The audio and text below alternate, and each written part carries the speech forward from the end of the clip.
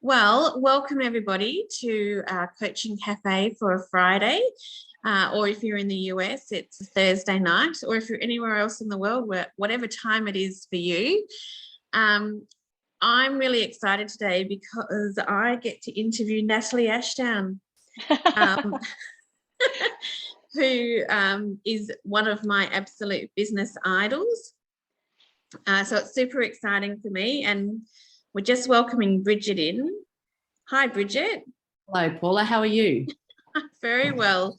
And this is super exciting for me because I get Bridget and Natalie, and it's like a dream come true to interview these two, the superstars of the coaching world. So our topic for today is what makes a great coach, and specifically we're talking about empathy today. And so we're going to talk about empathy. We're going to look at how it plays out in the What Makes a Great Coach book that Natalie has beautifully written. So before we get started, I would like to acknowledge the traditional owners of the lands that we meet on today, and their continuing connection to the land, waters and communities of Australia. We pay our respects to them and to their elders past, present and emerging. I like to acknowledge that I am on Noongar land here in Western Australia. I'd also like to acknowledge all the Indigenous cultures around the world because we go everywhere, and pay my respects to their elders as well. So getting started today, our agenda for today is we're specifically going to look at how empathy beats out other characteristics that you would expect. So I think sometimes empathy isn't the one that we always think of when we think about coaching and what makes a great coach, but it actually beats out some of the others that you might not have thought about. We're going to look at some of the stories, the research and questions from the book. And as per normal, it's all about creating community, creating shared learning experience, thought-provoking conversations, and at the end there'll be CCEUs available for people who are collecting those. All right, so Natalie, I'd first like to say congratulations. Thank you. Congratulations. I lost you for a second there. Congratulations on the book, What Makes a Great Coach. I had the absolute pleasure of interviewing Emma at our last coaching cafe and had an absolute ball doing that. And her insights and all about listening was amazing. This week we're discussing empathy. And the one thing I do want to add in here too is, as I said to Emma as well, is this book is a really beautiful book and very easy to read, thought-provoking as you go through, which are all my favourite things. So well done. Oh, thank you. Look, it's been an absolute pleasure. And as Emma mentioned on the podcast last week, as authors, we hand it out to people who we trust, hoping that you're going to like it, because it's too late if you don't. So you always have this bit of a worry that what if you don't like it, or the book doesn't resonate with you. So it's lovely to receive the feedback from people that we've been sharing the book with, that it really is resonating with them. So it's lovely. Thank you. It's amazing. So I'd like to look at empathy from the book, and particularly there's a little story that you share at the beginning. Can you tell us a bit more about that story?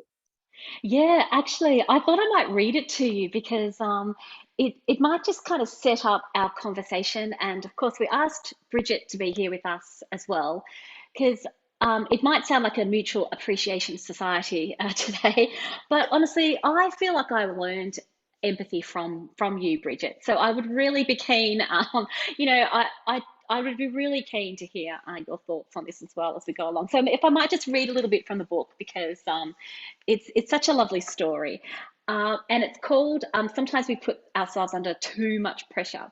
So this is a story. Emma's collected these lovely stories which really demonstrate across her career, not only tennis stories, but business coach and workplace coaching stories as well. They really demonstrate the qualities and the practices that we're talking about. So that's why I thought I'd read it to you. So she says, this is the story. I looked down at the little one in front of me as her bottom lip started to tremble. She started to breathe heavily and sniff to hold back the pending flood of tears. "Oh dear, what's wrong?" I said, as I motioned for my assistant to take over the lesson with the other players. She looked up at me and with a little voice that could break a heart said, "Oh, Coach Emma, I don't think I'm ever going to hit a backhand down the line." Does it make your heart melt? A little part of me was amused at the thought that an 8-year-old would be thinking that her tennis days were over before they had even begun. But taking her seriously, I crouched down to her level and said softly, "You know what? Sometimes we put ourselves under so much pressure to be the best on the court. You know, when mum and dad and grandma and your rotten brother are all watching, especially when they've made it here together this time."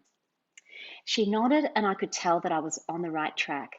"But do you know what?" I continued, reaching forward to whisper in her ear.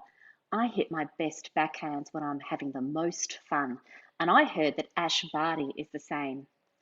I paused to see if the message was sinking in and reached for the towel.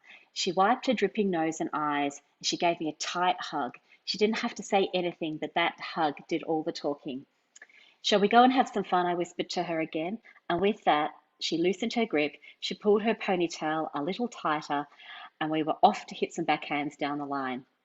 30 minutes later, at the end of the session, the same little girl was giving me another hug and pulling me down to her level. "This has been the best day of my life," she whispered in my ear, and then it was my turn for tears. I just love that story because first of all, it melts my heart, and you can imagine the little one who thinks her tennis career is over because she can't hit a backhand. But I think it really demonstrates what we're talking about around empathy, and we know that for this little one, any form of get out there, you can do it, that kind of, rah, rah, old style sports coaching, it wouldn't have worked for her. Some parents just want to tell them to suck it up and get back out there and off you go and it'll be fine. But that's not really what empathy is all about. So I love that story because Emma has demonstrated it in her approach to the little one. And it's so important in our workplaces today as well. I think I might add there too, Nat. I think the important part of the moral of that story as well is that we're, the little girl's focusing on the end result only and forgetting about acknowledging herself and appreciating, the one step forward, maybe 2 steps back, and what she's learning along that journey to get to that end result as well. So that, I think, empathy, essentially includes that ability to just to let go, to let go and to understand that, it's okay. It's okay to make a mistake or to take one step back or to learn something from that and to be able to reflect on that, and understanding that we're human, and that's all part of, what makes us, rich human beings, essentially is to learn as well, not just to get to that end result and the bang, bang, bang, let's move forward. Yeah, I agree with you. I think it's also the vulnerability. So this little one is really vulnerable right now.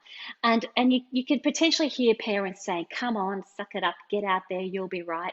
But we experience that in the workplace as well. People are vulnerable. And that's where our empathy has to come to the front, not just saying, "Oh, you'll be right, I'm sure it'll pass," or something like that. So I like that the book has examples like this that we can then apply to how we coach, how we show up in the workplace, how we demonstrate leadership as from an empathy point of view as well. Yeah, certainly. It's that acknowledgement, isn't it? It's, hey, I'm listening to you. I'm Yeah. acknowledging how you're feeling and what's happening for you as a person and what's going on around you in your environment. And rather than just moving on, just get on with it. Let's just move on and you'll be okay. And people not feeling heard. Yeah. Yeah, I agree. When you look at really, really evolved organisations that are performing at high levels, the ability for people to be able to say, "Oh, I don't think I'm getting this," or "I'm not sure I'm on the right track," is far more powerful for a manager to work with than I'm a dead set legend and I can do everything. Because that space in that growth mindset that says, you don't have to be there yet, but we're going to work with you to get there, is where that empathy piece lies. It says it's okay to say you're not quite there yet. And what we're going to focus on is, where are you and what have you done to get there, so that we can focus on that moving forward piece, and which I think is where that empathy piece lies. And we've had Kathleen who said, we know this, but how do we coach empathy to those leaders with that rah-rah mentality? Kathleen, that's a great question, and hopefully we're going to answer that as we go through. Yeah. So, Natalie, you discuss in the book that empathy beats out a number of characteristics that you would expect makes a great coach. Can you tell us about that? Yeah, well, it's a really interesting point, actually, because we all as coaches, everyone listening, I can see the range of amazing coaches we've got on the line. We would all know that empathy is important to the coaching and to ourselves as leaders in the workplace. What we found in the research, when Emma interviewed and talked to over 500 of the world's best coaches and synthesized that research down to the top 10 practices, what we found is that empathy actually beat out characteristics or practices such as being challenging, charismatic, confidence. Empathy rated higher than dependable, dynamic, persistent. Empathy rated higher than progressive as well. So it's some of those characteristics like charismatic, confident, progressive that you might expect to rate higher than what makes it in the list of what makes a great coach. But as a matter of fact, empathy beat out all of those characteristics. And we go on to say that there's no amount of belief, purpose, and energy in the world. You can have all of that, but if you don't have empathy for your team members, then it doesn't come to fruition. We have to have that as well, and it's clearly sitting firmly in the top 5 of all the practices that we actually explored.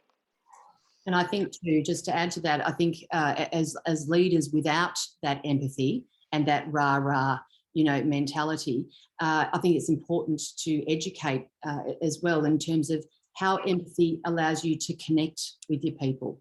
It's such an important ingredient to be able to connect, and how there's a disconnect without that empathy. Yeah, absolutely, Bridget. People want to feel valued in the workplace. They want to feel like what they're doing is making a difference. Now, we can say that to them. We can try that kind of motivational approach as well. It really is that walking alongside people and showing them that we care that makes a difference and makes them feel valued. Yeah. And Natalie, you've done some research on empathy for your doctoral studies. Can you tell us what you found in that research? Yeah, absolutely. Well, Emma's research is extensive. Over 500 coaches all around the world, representing a broad range of sports and businesses and the like. I also went to the academic research side of it as well, and there was a number of studies really that I read about, and I studied it as part of my doctorate. Research by, for example, the Centre for Creative Leadership. They analysed data from over 6,000 managers in 38 countries. So a really extensive research project. And they found that empathy, when displayed by leaders of their organisations towards their subordinates, is positively related to job performance and positive organisational cultures. So they said that empathy is related to high performance in the workplace, positive organisational cultures, and they went on to say that empathy is a fundamental characteristic of both transformational leadership and emotionally intelligent leaders. So Emma has done this extensive amount of research, and then there's research, for example, from the Centre of Creative Leadership that backs all of that up as well. So I suppose it does speak to what Kathleen's talking about as well. Your managers can say, oh, this is all whatever, we don't really care about it. But if we want high-performing organisations, if we want positive organisational cultures, then it's something that we actually have to work on as a practice. That's why we've included it as one of the core practices within the book. Yeah, I agree. So if we move into this bit that says, how do we help Kathleen help her rah-rah mentality managers? Yeah. How do we help them discover empathy? Because I think for some of them it is about discovering it for the first time and knowing what sort of questions to ask. So what kind of coaching questions can we ask to get more in touch with our empathy? Yeah, well, I mean, obviously we can go to the chat box too, so please feel free, everyone, to jump in. Look, when I think about empathy, I think about it meaning to be able to walk alongside someone. So people often say, "Oh, you've got to put yourself in someone else's shoes." We can't possibly understand what it is actually like to be in that person's shoes. Actually, there's a fantastic example in the book from Cliff Mellett, who is one of our Australian Olympic track and field coaches. And he talks about one of his charges who just missed out on medaling at the Olympic Games by some ridiculous, like 0.00 hundredth of a second. And the person was devastated. Now, Cliff says he's never been in that position where he's missed out on a gold medal from 0.0001%, one hundredth of a second. But what he talks about, which I think is so important, is that we can not necessarily put ourselves in the same shoes, which is one way of thinking about it, but we can walk alongside people. We can see what is going on for them. We see the whole of what's going on for them, and we can feel perhaps what's going on for them. And because of that, then we can ask really powerful questions. So he says or we could pause. We could not do anything. So being empathetic doesn't mean we have to start talking and asking questions and things like that. It could just be being with the person, and that's enough to know that we care, that we're there for them, and we're walking alongside. And as Georgia says, they're truly listening to the person rather than feeling the need to talk or ask questions as well. Yeah, I mean, how do you connect with that person? You know, what is your intention for that person in the workplace, and understanding who they are, what your intention is for them, what their intention is for themselves, and having that connection, that understanding supports that development of empathy with that person. So, you know, yes, you can still have, you know, well, I won't say the rah-rah mentality, but essentially you can still have that reaching for that desired outcome that you want to have. But it's such an important fundamental key to understand the person that you're wanting that from, you know, what you're wanting them from. So understanding and listening is critical. Yeah, absolutely. And I agree with you. And Georgia said, yeah, I love what you said, Natalie, about being with that person. And that was really came out in the research as well. We don't have to be asking great questions. If we want to get in touch though, so if we actually answer the question that's been asked of us, if we want to get more in touch with our empathy and coach our managers to get in touch with that, some of the questions that we've been thinking about is, you would ask the manager, have a think about that person. What are they thinking? So what do you, if you imagine being alongside them, what are they thinking? Where's their motivation coming from? What's their perspective? For those of you that have studied NLP or advanced coaching, you'd be thinking, what's their map of the world? Like, what's going on from them, from a feelings point of view, from an emotions point of view? What are we seeing? What are we feeling? What are they physically doing? And we can ask questions like, what's important to them as well? So to try to really understand the person, what's important to them, what's happening for them now. And it's not trying to then make it okay or make it go away. It is, as you said, Bridget, really showing that we are connected and that we care. And care, when it comes to the research as well, came out very strongly. So great coaches all around the world, they care about the people that they're working with. And that then translates into the workplace as well, that we care about the people that we're working with. And we show them that we care.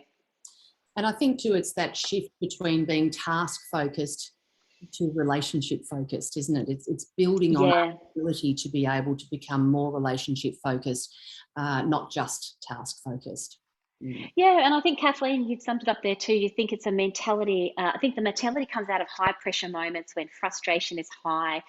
Some people don't have the capacity to let that emotion into the space. And she says, I agree that educating on the power of connection when empathy is practiced is a real mindset shift.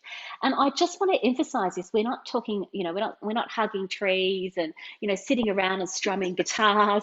The Centre for Creative Leadership analysed 6,000 managers in 38 countries and said this is a top characteristic of leadership.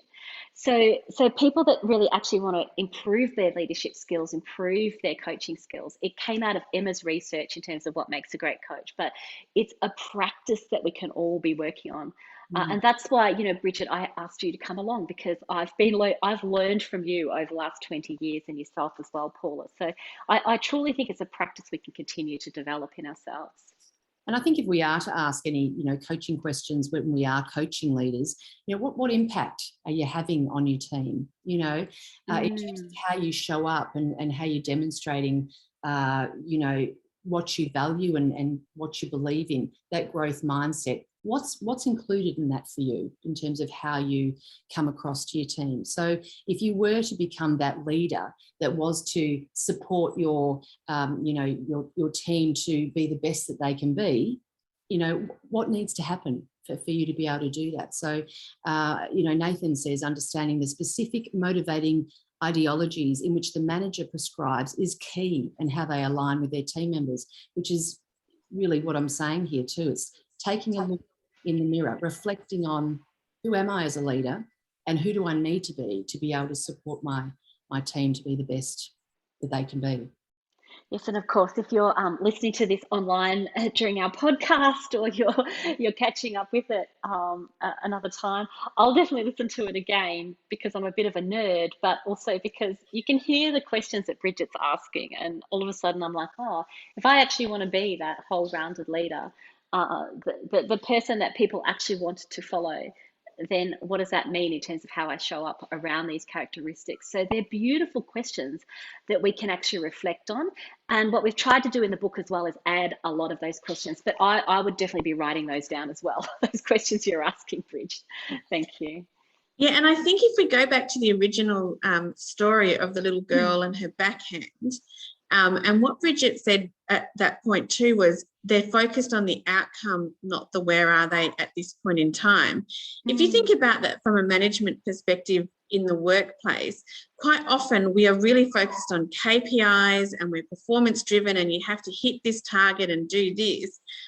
And what Bridget said was we're focusing on the hit the target, but what if the manager wasn't focused on the hit the target and went to the relationship and said, what's happening in this relationship, or what's happening that's meaning that, and you take that step back, I can imagine that if you're doing that, then that person feels extremely valued and listened to, and like and they build that relationship so that then they can go and hit the target because they feel so much more comfortable in that space.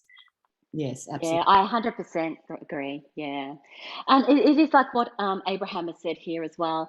I believe empathy will increase the level of trust.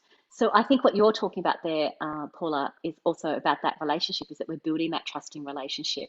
And I keep coming back to, we might think that this is, utopia, but it's a key leadership practice. That's why we call them practices in the book. And it's not all the time. It's about exercising it when we need to, or bringing it when we need to as well. And Kristen agrees as well. Her boss has that empathy, and because of that, she wants to complete the tasks required and hit her targets in her role. So yes, relationship first and outcomes. She agrees. And Kathleen saying not feeling judged or micromanaged. Yeah, absolutely. And I think the point there that Georgia brings up as well, I definitely agree with you as well, Georgia. We're helping to foster a safe space for people to be effective. So this is part of, creating a safe space. And as Nathan has said, thanks everyone. We're loving the chat. It's wonderful to get your input as well. The lack of empathy is the fastest way to alienate someone's team. Yes. Absolutely. So yeah, we agree with that as well. Yeah, so for all of those reasons, that for the managers to sit in the rah-rah space, and there's nothing wrong with the rah-rah space either. Sometimes you need someone who's going to rev you up and get you going. But I think it comes back to, if you know your team really well, if you've shown empathy, if you've built trust, you know which lever to pull when you're working with that person.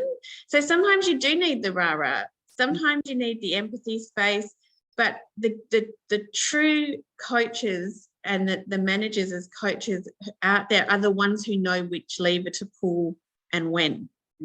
Yeah, and I relate also, Paula, to your example, if you don't mind me sharing, that empathy doesn't have to be this kind of soft kind of approach either.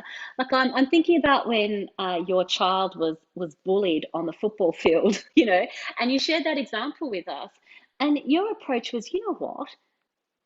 Think about what we are and who we value, and do we value that other person's opinion, and what kind of person would say those kind of words, and think about who you are and what's important to you, and then you sent your 9-year-old out onto the football field to go get him, but it was relating to him in a way. He came off the field, you said, in tears, because someone was bullying him on the field, and and then you really connected with him about who he is, as a little human being and a great football player, and sent him back out on the field. So, that's not, oh, let's wrap the child up in cotton wool and get down and be all soft and cuddly. That is, it's a completely different approach to empathy, but I really saw empathy in what you've explained there as well.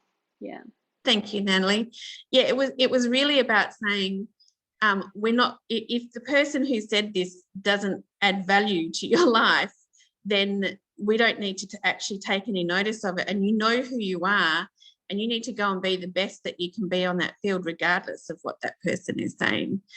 So yeah, thank you, are great Kristen. parenting. Yeah, so I mean, we could say to the child, oh, don't be ridiculous, stop your crying, get out there and go and show them, But the connection that you had with your little man was actually acknowledging him, that what's been said and the bullying is first of all horrible. It's not necessary. It's we don't care about that person's opinion. You are, think about who you are. So you were questioning him as an 8-year-old, between 9-year-old, between the orange breaks, the water breaks, to actually think about these things. And I think we can learn a lot from that. And I think lack of empathy too. What do we make that mean as a team member? It means you don't care. You don't care if there's that lack of empathy, as opposed to when I have empathy, I care, essentially. So you're demonstrating that in how you behave. It comes out in the way that you behave, and obviously that growth mindset has an impact on your team. Also, too, there was a comment there about a great HBR article about building trust, which pointed to 3 key ingredients being empathy, authenticity, and logic, which is great. There you go. So Harvard Business Review. Yeah, absolutely. Yeah. So, Natalie, you mentioned that empathy was mentioned. Sorry, I'm going to go back. I'm going to ask a better question. So finally, because I know we're running out of time, I love these conversations because they just run away from us completely. Can you share with us some of the people that Emma included in the book who mentioned empathy when they were first asked what makes a great coach? Yeah, absolutely. So you think about former world number 1 legendary sports coach, people like Jim Courier, also world number 4 tennis player Helena Sukova, Manu Goswami. There's the founder of the Women's Tennis Coaching Association and tennis coach Sarah Stone, Australian football's rules coach David Whedon. So across all the sports, but also across businesses as well, there was so many people that actually mentioned empathy, put empathy in their top 3. So when Emma asked, in in 3 words or less what makes a top coach, empathy was actually listed. And by the way, Emma herself listed empathy straight up. And when she quizzed me, I mentioned empathy straight up as well. And I'm sure there's lots of people on the line that would say that as well. Amazing. Well, thank you, Natalie. Thank you, Bridget. As always, there is such an enormous amount of sharing and wealth of information that we get from the two of you. So I absolutely appreciate having you with me today. For everybody else, thank you so very much for coming along. And if you've got any questions or the like, then please let us know or get in contact with us at Open Door. And I'm going to hand over to Natalie just to finish us off. Yeah, thank you. Well, I thought you might also like to know, everybody, about the book launch. So it is well and truly official now. The book's going to be launched on Friday, the 9th of September, here at the Coaching Cafe, because we thought, what a great opportunity to share and to celebrate with you all. And so it'll be Friday, the 9th of September, 12 noon in Melbourne, Australia time. Or if you are in the US, it will be Thursday night on the 8th of September at 8 p.m. in Denver. So we're going to give you the opportunity to buy the book at the ebook or the Kindle. So the Kindle or the hard copy book, super cheap, so we can get it out there and start spreading the word. So yeah, we really hope not next week, but the week after, you join us for the book launch. And we're going to be discussing resilience next week as well. So both Emma and I can tell you that creating a book like this and putting it together takes a lot of resilience. So we will be speaking from the heart about resilience as well. Hit us up on the website there if you want to find out about the book, find out more about it. You can as well. But yeah, pop that in your diary. Friday, so 2 Fridays time during our coaching cafe, we'll be celebrating the launch of the book. So there you go. Of course, we have the Certificate for Workplace and Business Coaching programs coming up, and Leader as Coach programs coming up. So feel free to connect with those with us over that. Thanks, Paula, so much, and thanks also, Bridget. It's been wonderful to have you join us. And as we always say to everybody, enjoy your coaching. Thank you so much. Bye, everyone.